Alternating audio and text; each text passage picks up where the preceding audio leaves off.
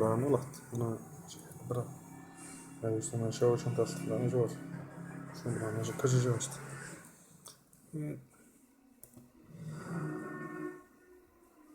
Eftir skamma stund heimildarmyndin Rányrkja í regnskógum ólöglegt skógarhögg í regnskógum Afríku til að svara eftirspurn eftir timbri í Vestur-Evrópu.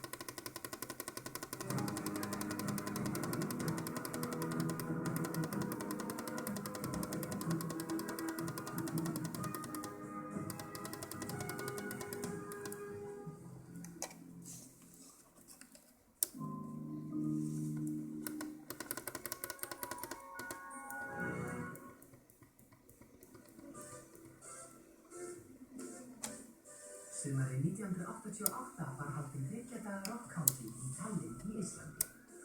Ísland tilheyrir Sovétríkjunum og Rauði herinn gætti þess að áhorfendur létu að stjórn. En tímarnir voru að breytast.